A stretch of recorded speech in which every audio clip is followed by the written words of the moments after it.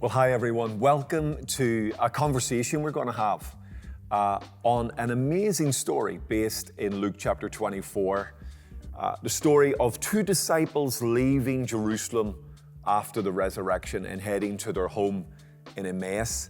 It's a unique story to the Gospel of Luke. And if you haven't yet read that story, I would just encourage you, before we dive in, why don't you take a moment to read Luke chapter 24 from around about verse 13 and read down to the end of that story, around about verses 34 to 35, and just familiarize yourself with that. If you want to take a moment right now, why don't you do that, and then we will dive straight in.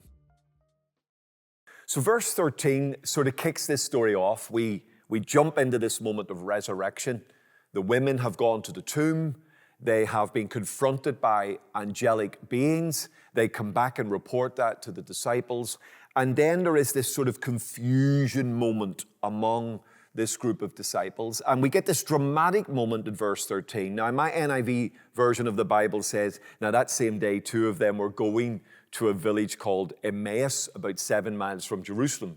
And it just seems like a piece of information, sort of incidental. Yeah, they were going. But in the way that Dr. Luke writes it in the text, it literally reads, and behold that day. And so you get this sense of a dramatic shift, that in the middle of news that Jesus is at least missing from the tomb and possibly alive, two disciples at that point decide to leave. And they head to a place called Emmaus. Now, what's gorgeous about Emmaus, it's the only time it's mentioned in the New Testament text. And it's mentioned because it's not just a where place, it's a what place. So we start to learn that though there's a literalism around the place called Emmaus, this isn't just about where they're going, it's about what they're going to. Now, when we get into the story, and you may have noticed this as you read it, when Jesus draws alongside them and they begin the conversation, it's clear that one of the reasons they are going back to Emmaus is because they're heartbroken. In fact, they say to Jesus, we had hoped he, the Messiah, was the one who was going to redeem Israel. So what we're getting here is a sense that two disciples are leaving Jerusalem and heading back to Emmaus because they've lost hope. And actually, there's a beautiful echo of this in the scriptures. In the Proverbs, it says this, hope deferred makes the heart sick, but a longing fulfilled is a tree of life. And as we look at these two disciples, we can see that a sense of hopelessness has gripped them. And because of that hopelessness, they've just seen Jesus crucified. There's a rumor now, confusion, that he's risen from the dead. But that hasn't touched their hearts. Instead, they've decided to believe that he is gone. It's all over, and so they're going home. And so you get this sense of journey towards Emmaus. Now, let me repeat this idea that Emmaus is a literal village in a literal place, and therefore it represents the story, a literal journey. But there's also a sort of a metaphor in this story, that although Emmaus is a literal place, it is not just a where in the story, where they are going, it's also a what. There's a sense in which they're going there because something's going on in them. It's the place where they go in their hopelessness. And actually, I've discovered that when we're put under pressure, when in our journey of faith, we lose hope or we lose focus or we lose perspective, what we end up going to at that point is our fundamental default belief system. We end up going to the place we really believe in. And of course, for these two disciples, Emmaus is home. It's a place of comfort. It's a place where they can make sense of the chaos that they've just experienced.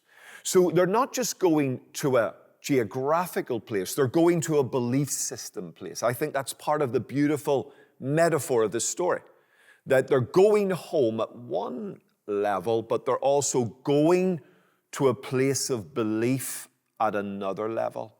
And it's the hopelessness that is driving them on in this conversation.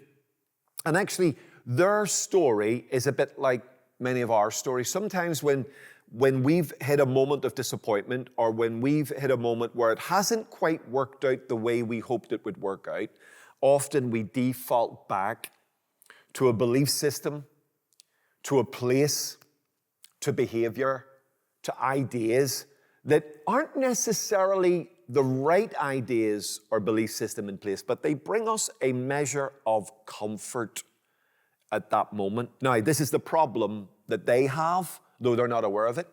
This is the challenge that Jesus has. Jesus wants to draw alongside them, which we'll lean into a little bit later on, and he wants to not only take them away from Emmaus, a place, but he wants to fundamentally change a default in their belief system. He wants to relocate their belief system away from Emmaus, their home, to, can I say this, Jerusalem and beyond. He wants to relocate their belief system away from, we had hoped Jesus was the one, to identifying Jesus is the one. And because of that, they not only go to Jerusalem, but that they go to the nations of beyond. And it sometimes makes me think, well, why do we go to Emmaus? Why sometimes as a Christian do I run to places that aren't necessarily good for me? Why do I go to places that bring me comfort but aren't necessarily bringing me help? Why do I go to places that I like but aren't necessarily life? And this is one of the challenges for our journey as Christians, that part of our experience is recognizing that if our default heart position is based on life and health and truth, then that default belief system is the thing that determines our direction of travel. They are going to Emmaus because they're hopeless.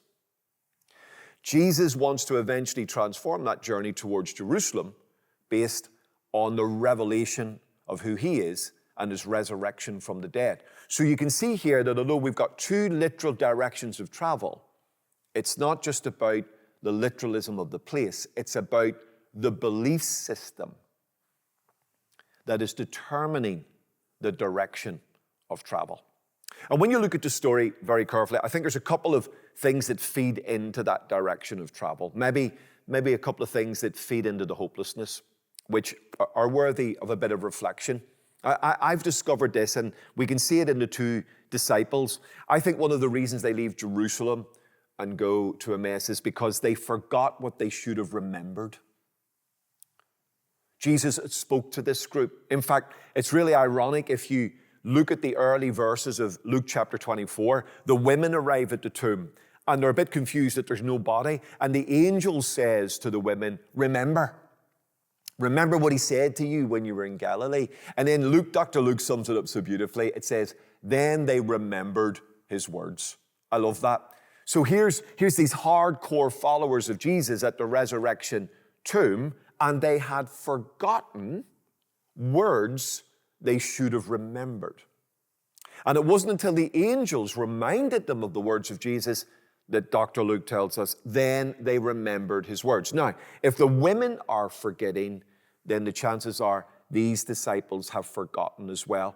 And I've discovered this principle as a follower of Jesus, that when I forget what I should remember, especially when I forget the words of the Lord that I should remember, here's what happens. I default to my own words, I default to my own experience, and then I end up going in the direction that I think I should go rather than in the direction that he wants me to go.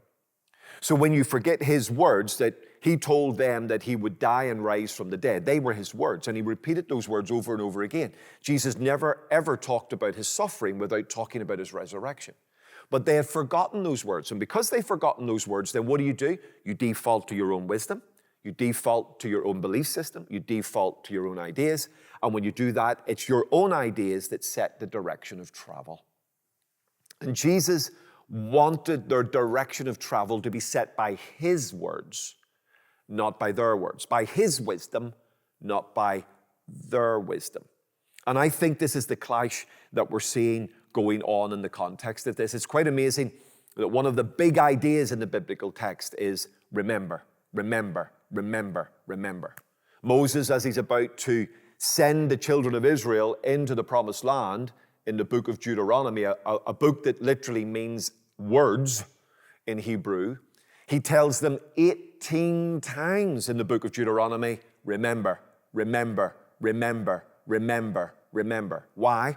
Because he knows that one of the temptations is when they get into the land, either because of pressure or because of prosperity or because of process or because of all of those things combined, they will be tempted to forget. That I've discovered that pressure creates spiritual amnesia, that prosperity can create spiritual amnesia, and even just the passage of time can create spiritual amnesia.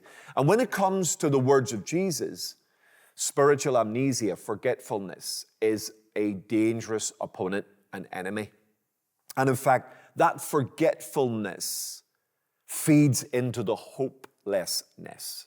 We had hoped he was the one, absolutely. But actually, Jesus had told them, I will die and rise from the dead. That was the bit they forgot.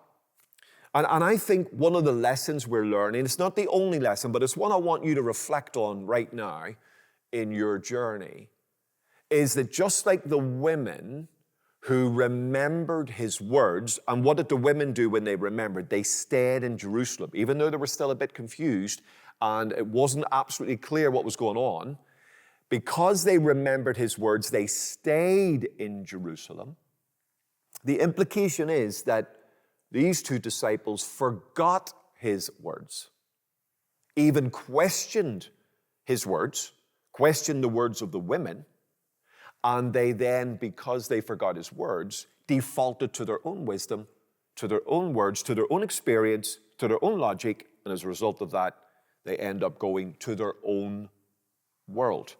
So let me repeat this idea. Now, it's what I want you to think about. Emmaus is a literal place, but in this story, it's more than a place. Emmaus is a belief destination. It's not just where Emmaus is.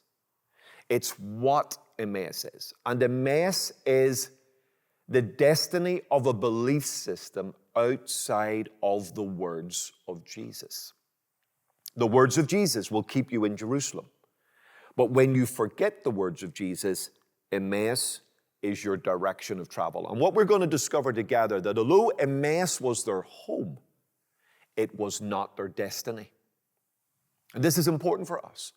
We're about to meet Jesus joining them on the road. Why is he joining them? Because he wants to change not just their destination, he wants to change the reason they're traveling on that destination. He wants to change the words that are at the heart of their belief system. And Jesus knows if he can change the words that we remember, then he can change our direction of travel. We had hoped he was the one. That was the engine room of this journey. And that hopelessness was a result of forgetting his words. And I want you as a follower of Jesus, you as someone leaning into this story, to think about where you go when you're under pressure. When you're facing disappointment, pressure, pain, things you didn't expect, where does your default wisdom go? Does it go to his words? Or does it reside in your wisdom? Because depending on how we answer that question will depend on where we end up and determine where we end up going. So I hope that's helpful. Take a moment to reflect. Take a moment to think. Take a moment to consider.